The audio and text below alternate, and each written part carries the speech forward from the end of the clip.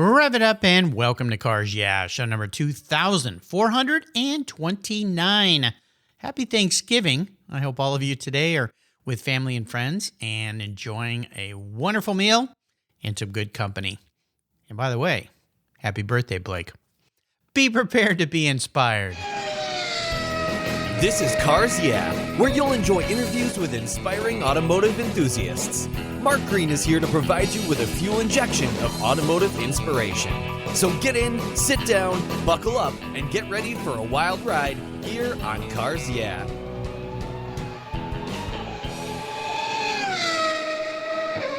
Hello, inspiring automotive enthusiasts, and welcome to Cars Yeah. Today in Miami, so nice, with a very special guest by the name of Carlos Segura. Carlos, welcome to Cars Yeah. Do you have any gear, and are you ready to release the clutch?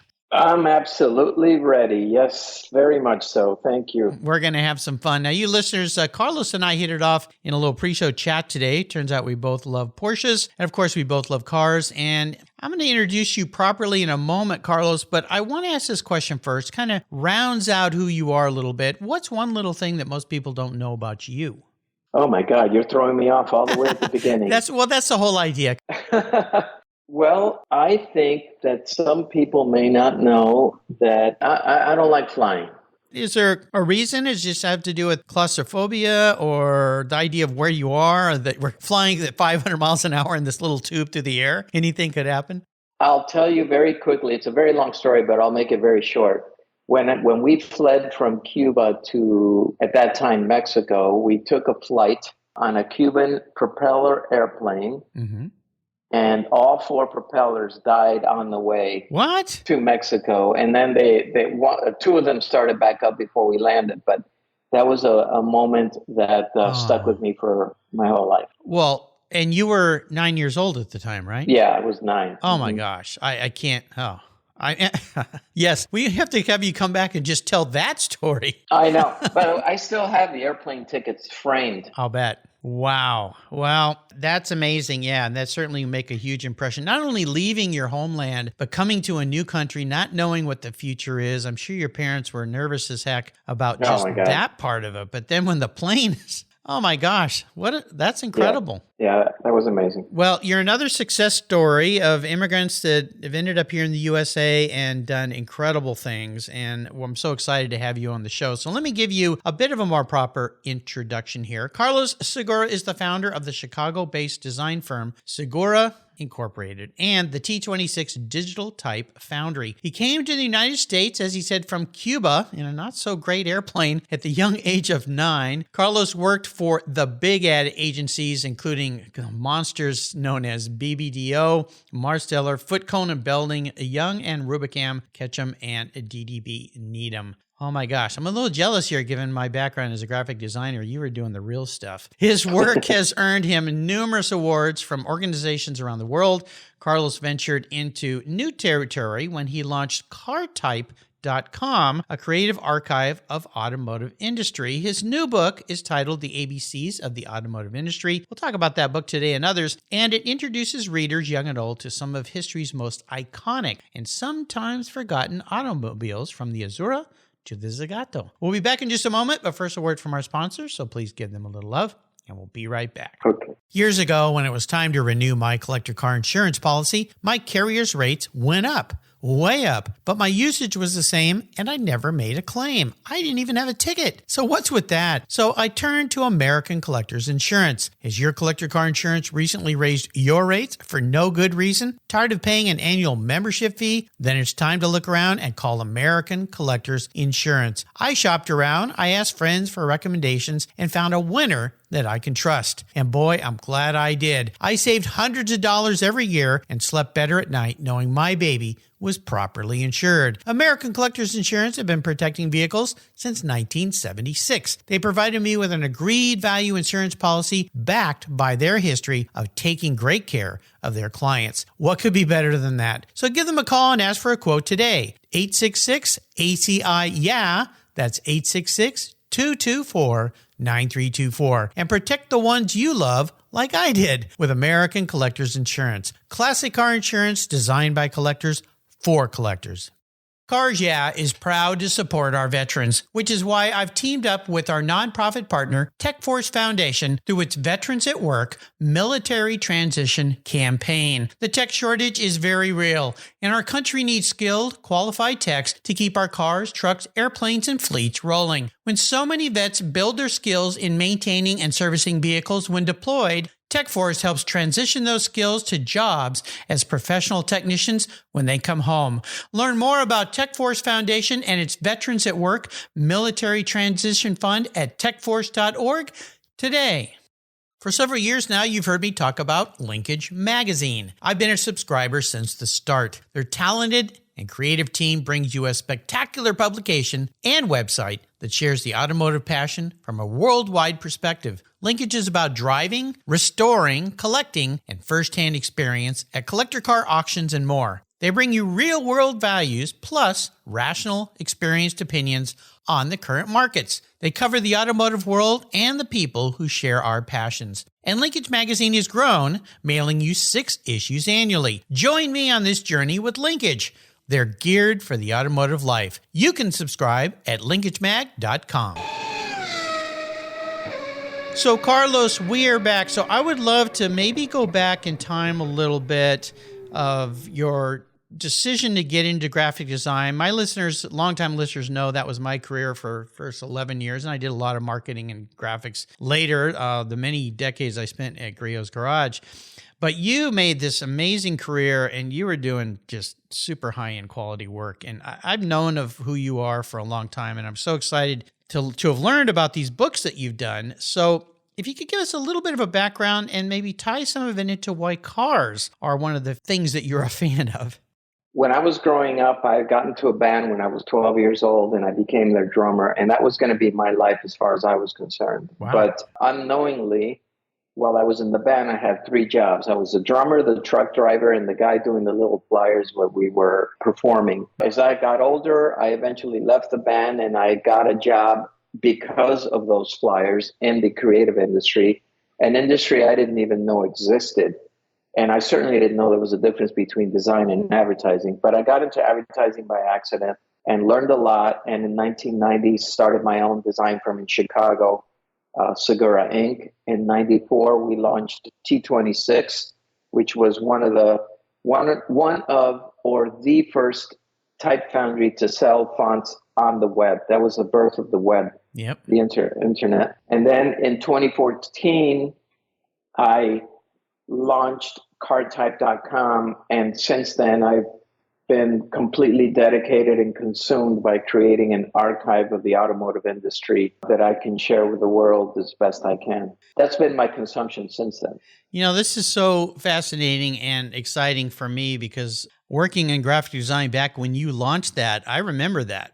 And this whole internet thing was so new and big. And of course, I remember we were the first design firm in San Diego to work on Macintosh SEs. Yeah. You remember Yeah, those? that's what I had. You thought we died and gone to heaven. Now you look back and go, oh my gosh, yeah, that was a horse and buggy. Let's talk a little bit about why cars. What do cars hold for you as a fascination and a passion? You know, I have literally felt like this since I was a little baby. I mean, a little kid. My first car was a 1960 Chevy Impala, and I got it again when I got into the band when I was 12 years old. I didn't even have a license. But I've always felt, even when I didn't recognize this feeling, that cars and the associated industries are quite possibly the best thing that's ever happened to man. Not only for the obvious reasons, traveling, being exposed to other things, blah, blah, blah, but the level of creativity it takes to support this industry is the very thing that I'm trying to archive. It's unspoken and unknown, and most people don't even consider it, what it takes to put a car together. Just for the sake of discussion, take the car out of the picture and think about everything else that needs to happen. Forget about the car, the typography, the emblems, the design, the fabrics, the colors, the paint, the materials. I mean, it just goes on and on and on, and it's just fascinating to me. That's why I'm embarking on this. Being a designer, did you ever have inspirations to be a car designer? Well, yes, of course, but I don't believe I'm good enough. I think that degree of talent is few and far between. Yeah, I would agree. I've had many car designers on the show, and those like you and me that used to sit and maybe not pay attention in school and draw pictures of cars in our notebook. Guilty, along with surfing drawings I used to do as well.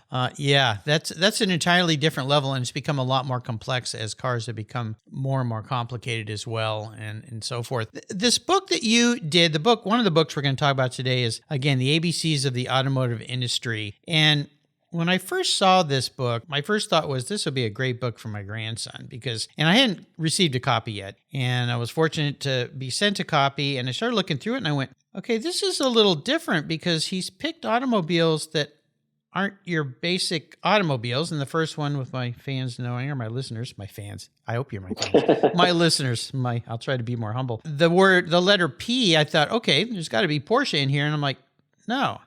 Piaggio, wait, Vespas. Oh, okay. This guy's doing something a little different. Can you talk about why you chose the vehicles you chose? I can, Mark. And I think one of the things that I wanted to do is first, obviously, have it to be a teaching moment, not just for kids, but for adults too, because there's some brands in there that I would argue some have never heard of. Right. But the reason I chose the marks that I chose is because I wanted to pick car brands that actually use those letters in their logo. So there is no P for Porsche. Right. There's a crest, and that's it. So I picked Piaggio because they actually use a P. Well, I think it's really brilliant, and it's very simple. It's very clean. I mean, it's probably being a graphic designer is why I appealed to it. Maybe you could tell us about a couple cars you chose, and if you learned some things about those cars by choosing them, because again, you've got some really interesting things, like F is for Farman, and I even went Farman. Wait, Farman? What? How come I don't know about a farm? You got me. Well, yeah. One that I'll talk to you about that's I find extremely unique is Mors. Okay. Which was a French car, which was electric, all the way back from 1895. And most people have never heard of it. Well, you tell people that some of the very first cars were electric cars, even Porsche. Yep. And they go, what? No. Yeah. Yep. Do your homework. Yeah. Pretty amazing. One of the books that I made is simply called 1900. And it's a collection of brands and logos and ads and support materials for automobiles from the 1900s, most of which were either electric or steam. In fact, the other thing that I'm doing is a book about the Chicago Motor Row, which was on Michigan Avenue in Chicago, and every manufacturer that made a car at that time had a dealership there. And most of them were electric or steam. Well, you're teaching us all an awful lot about history, but you're doing it in a really wonderful, beautiful, graphically designed way. And I guess that's why I wanted to get you on the show so bad. In our pre-show talk, you were talking about a new project I wanted you to share a little bit about, because you got me excited with this. Well, what I've been doing is, as I mentioned earlier, I launched Car Type back in 2014. It is currently down because we are redoing we're doing a new website and relaunching it. But also we're trying to dedicate our relaunch to having proper permissions and, because one of my struggles is the legal aspect of all of this. It's really quite an uphill battle. And for the most part, most people cooperate, most companies cooperate, and they're very helpful. But there's an occasional one here and there that's a little bit more of a task to get approvals for. And I do this all by myself. I'm a one-man show, so it's very, very time-consuming. The other thing that I'm doing is, as I said, relaunching the website, and I'm creating a series of books that try to archive all this stuff for the sake of prominency. Wonderful. That's just so cool. I love it. You're having some fun for sure. I really am, definitely. No kidding. I mentioned in your intro, you worked for some of the biggest design firms in the country, and especially back during that era and being in Chicago. I like to ask my guests about what I call a driving inspiration. Somebody who's been hugely influential in your life. Could be a mentor, could be somebody you worked for, could have been a client. I'm sure you had many of these, but is there one maybe that we could maybe chat about today? Well, yes. I think the key thing for me when I was growing up in the ad agency business is that I learned the power and the the need to be accurate and apply your creative to the audience and the strategy and not to the likes and dislikes of the client. Okay, yeah. And so while it is obviously respectful and important that the client is involved, the truth of the matter is that they're the least relevant to the picture. Yeah. Because we're not advertising for them. We're trying to solve a problem and we're trying to address the target and be respectful to the audience. So I think that's one of the things that I learned the most, and I've applied that to the rest of my career, which I think answers your question a little bit more accurately by telling you that my inspirations were the aesthetics of the Japanese market and the craftsmanship of the British typographical scene. So I married those two together, and that's what I've done for my career is try to combine those two things. Very well done. I understand. Yeah, I love it. In fact, my long-term listeners know I was actually made in Japan. My parents were living there at the time. Oh, really? Yeah, and they brought back a lot of Japanese. My father was an architect and an artist. He was a painter, and he did sculptures and worked in ceramics. And so I was influenced a lot growing up by his aesthetic. He took us to museums all the time. But they brought back a lot of Japanese things, artwork and some furniture and stuff when they came back to the States. And I grew up with that in the house, and I always would look at it going, what is this? Why do we have this here? And then as I got older later, oh, okay, I see it. But yeah, but tying it into the British typographical scene is a fascinating combination. So now I'm starting to unravel the onion on you a little bit here. Right. Let's talk a little bit about a challenge that you faced. And the reason I bring up challenges is that they're great learning opportunities. They may not be much fun when you're going through them, but is there one in particular when it comes to your career that really stands out for you that you look back and say, man, that hurt, but I'm glad it happened? Yes, of course. When I started out, I have always been of the mind that I guess I approach my career like one does in an airplane with the little airbag that comes from the ceiling. And they always tell you, put it on yourself first, so then you're in a place where you can help others. And my approach has always been that. I always try to make myself happy first so I can then make others happy. Because I can't be displeased or unhappy or in a bad situation and then be asked to help someone else. And the reason I'm telling you this is because I'm very, very selective about the people I work with, what projects I work for, and what kind of situations I enter in. Because I don't want negativity in my life, and I don't need any more problems. So I'm very selective, and sometimes I've turned down work that were big financially, but I don't do this for the money. I do it for the enhancement of existing. Nice. So I just feel that that's the best way for me, and I understand it's just my personal choice, and everyone does things differently.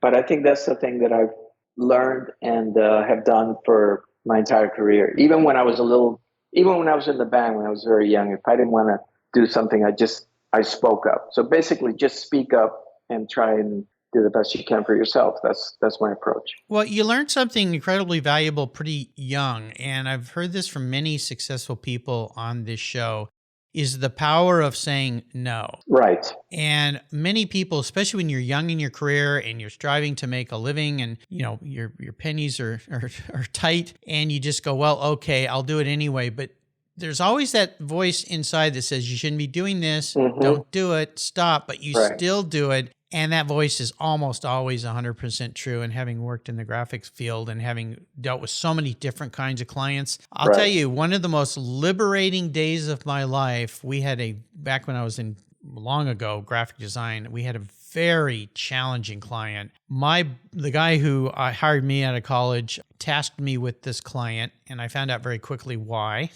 Because they were just terrible people. Yeah. But I was making a nice commission on the deal, and I struggled and worked with them for 4 years, and it was a horror. And I finally went in one day to him and I said, I can't do this anymore. And he goes, I'm surprised you lasted as long as you have. Yeah. And he said, fire him. Yeah. It was like words of like this, the angels opened up the clouds. I said, I can do that. And he goes, hell yeah. He goes, I'm not going to deal with them. Life's too short. Yeah. I think that at the end of the day, the advice I give to younger students and people in the industry is just one word, and it's simply consequences. And so the decision on what to do and when to do it is simply the ability to accept the consequences of your choice. And by the way, I'm not even suggesting for a second that you shouldn't sometimes do something you don't want to do, because we all have to do it. I mean, I've done it. I'm no different than anybody else. But the difference is that most people don't do it because they're unwilling to accept the consequences of that choice. For example, if I say no to a big paying job, the consequences is simply going to be, I'm not going to get that money. Right. Not getting that money means I can't get this, that, or the other, and will change the course of what I want to do within the next, near future. Mm-hmm. So just being able to accept your decisions and living with them in a positive way is, I think, the best, or not the best, but a way to maybe try to embrace this kind of, personal guidance, I guess. Right. It's very different than just saying, that's too hard, I don't want to do it. Right. It's very different. Not talking about that. Yeah. We're not. Very, we're not talking about very that. different. Yeah. I'm getting bad feelings just remembering that client right now. We've all had them, haven't we? Oh my gosh. Yeah. Just not good. Not good. I want to talk a little bit about a special vehicle story in your life. Is there a car that you've had that really stands out for you? I mean, that's a horrible question, Mark. Well, why would I want to make this that easy? I do want you to have fun, though, because I don't want you to say, nah, I'm not interested in this being on your show, Mark. Being a designer, us people who love to be creative, and creativity is a big part of our lives, you and me. Cars are a big piece of that, because we all have that, what I call the look back. When you park your car and you walk away, if you don't turn around and look back, you're probably not very passionate about that ride. No. It just got you there. Well, I have done that with every car I've ever had, but currently I have a 2001 BMW M Coupe, lovingly known as the clown shoe. Yes. And the one I have is the S54 clown shoe, meaning it's got the M3 engine in the car, which only happened for the last 2 years of its life, from 99 to 2001. Nice. And this thing is absolutely spectacular. I mean, it's like a little go-kart. Yeah.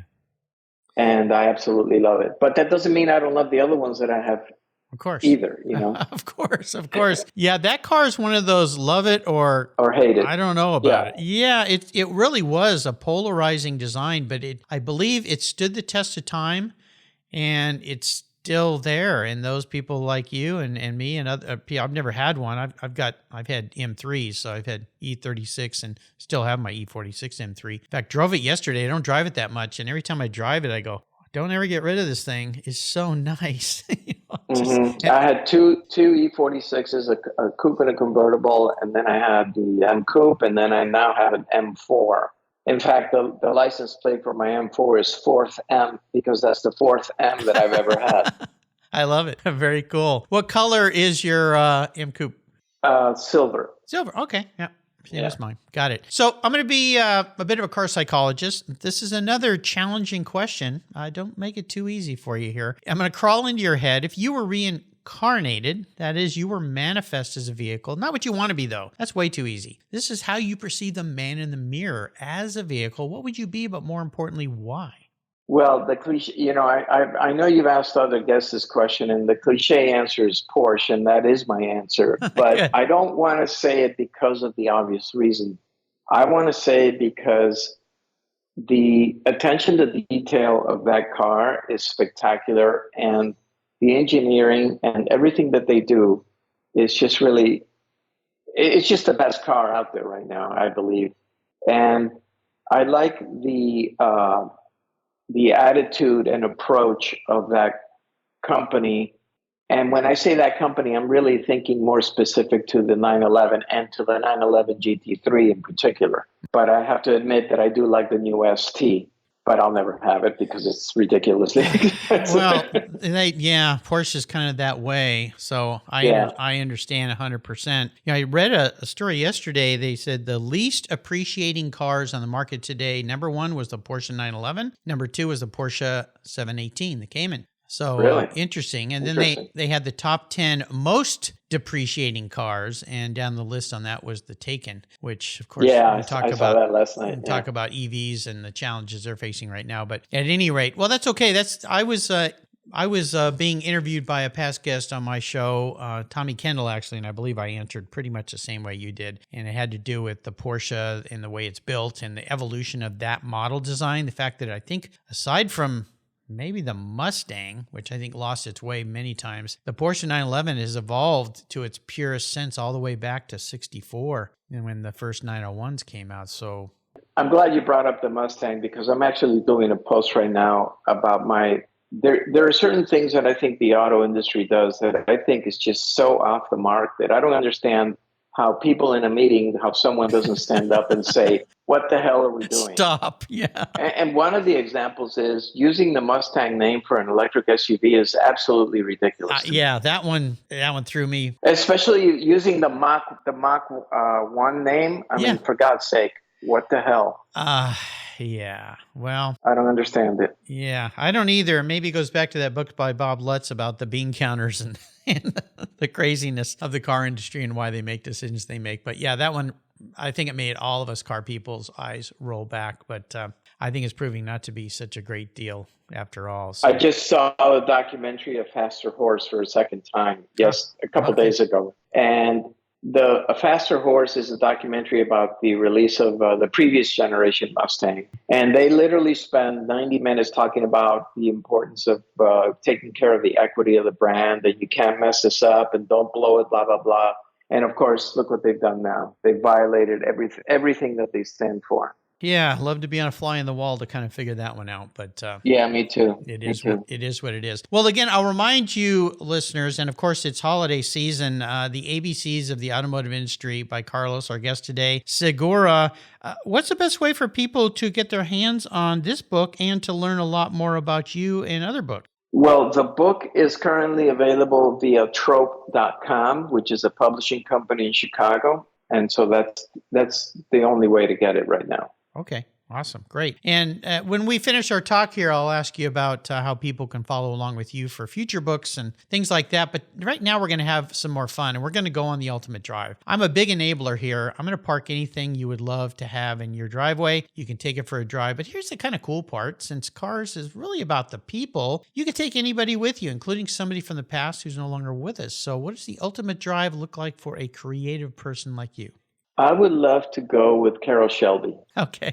I think his story was very interesting, and I loved his attitude and the simplicity of his approach. I thought he was one of those types of guys that they just don't make anymore, and it would be a lot to learn from. Yeah. What would you be driving in? Well, it wouldn't be a Mustang, I'll tell you that. But, I'm actually a fan of the Ferrari GT Lusso, which used to be called the FF. Which again is a more expensive version of the clown shoe, in my opinion. You're right. Yeah, it is. Isn't it? Yeah. It's like the grandfather or something. It's very funny you say that because I was at the Ferrari factory when that car was about to be launched, and we got a personal tour through the factory. I was with somebody who was buying a older Ferrari F1 car from the factory, one of Michael Schumacher's Ferrari F1 cars. So we spent 3 days there. It was wonderful being kind of an insider. And they had 4 of those parked in the factory, and there were all these people standing around, and I had heard about the car, but they hadn't launched it yet. And I went, is that the new? And he goes, yeah, you want to talk to the engineers? And we went up, and one of them at the time made the comment about, which I thought was interesting that somebody there in the factory would actually say that in relation to BMW. I think it's because I said I like BMWs too. He was asked, what cars do you like and so forth. But they said the same thing?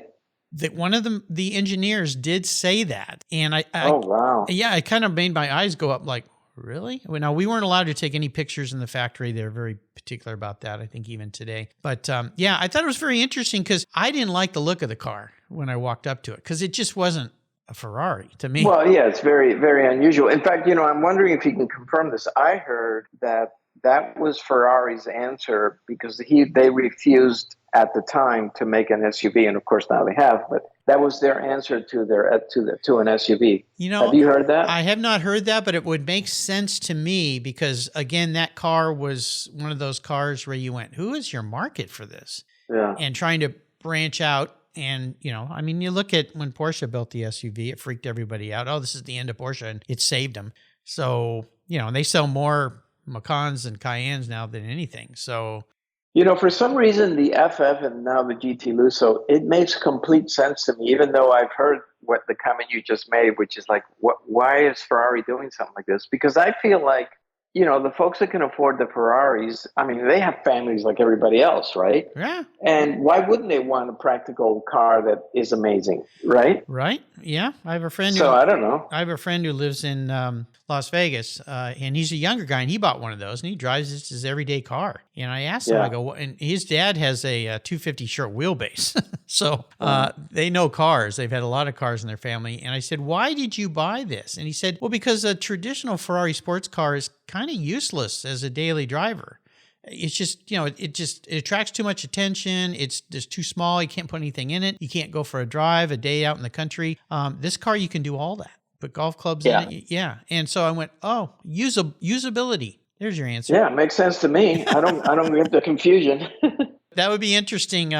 Put old Shelby in one of those. I'll tell you, I spent a wonderful evening in Henderson with Peter Brock, and the day we're recording this yesterday was Peter's 87th birthday, so a little belated birthday to you, Peter. And I asked him, I said, what was it like to work with Carroll Shelby? Because he was there during the Daytona and worked on some with the GT350 Shelby Mustang, and we sat out there for hours on his porch looking at the glittering lights of Las Vegas, telling me stories. And he was one of a kind. There'll be never be another one of him. And it must have been amazing to be, as Peter was back in the day, working with somebody I'm glad you talked about stories because one of my goals for my car type archive is to document these stories. It's true.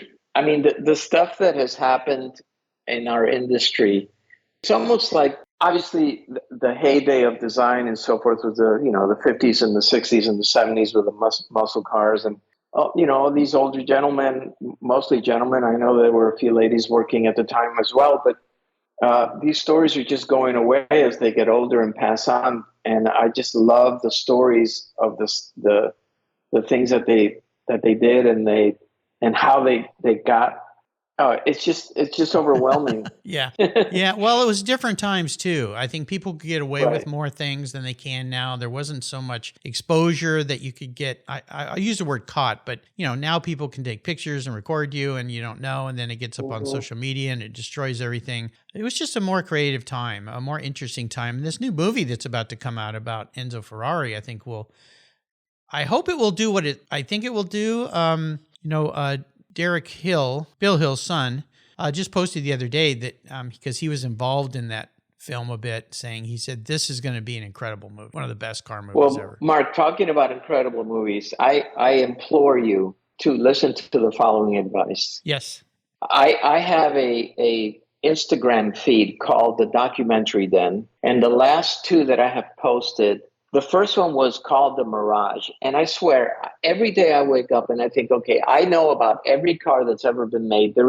It's impossible for me to be exposed to something I don't know about. And yet every day I am exposed. So The Mirage is a story about this guy who made a car called the Mirage in the 70s. You absolutely must have to see it. Okay. And then the second one is called Driving Dreams, which is the story of the Italian car design industry in the 70s. Nice. It is breathtaking. Okay. Well, you have to see those. I'll have you email me links to those, and we'll share them with our listeners today so they can go and find all these as well. Wonderful. Yeah, they're right. Well, you've taken us on a wonderful journey today, and I could talk to you forever, not only about design, but about cars, and I love what you're doing. Could you leave us with some parting words of inspiration and wisdom? Oh boy, you don't want that from me. I just, do what you want if you can afford to do it. And even if you can't, try and do it because our time here is limited. Absolutely. That's for sure. How can people follow along with you, learn more about car type and all the different things you're doing? Okay, well, my Instagram feed is at CarType. CarType.com will launch in the next few months.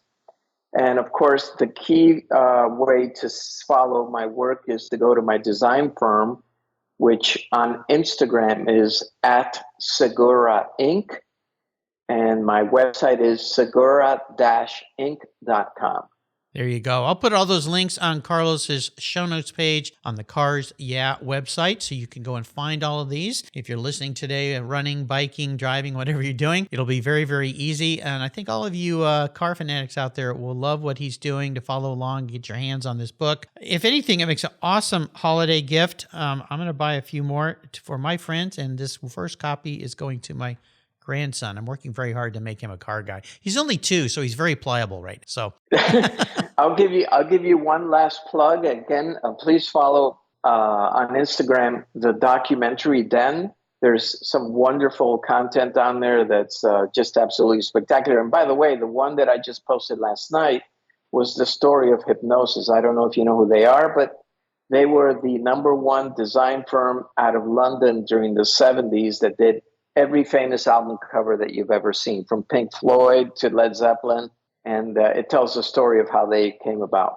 So it's the documentary Den, D-E-N? Yes, sir. All right. Yeah, Cool. D-E-N. Cool. Check it out, listeners. You're going to have some fun. And I want to do a shout out. Thank you to Lauren Ball from Trope, publishers of this book, for getting Carlos on the show today. So Lauren, thank you very much. You brought me a superstar today. Yeah, she's great.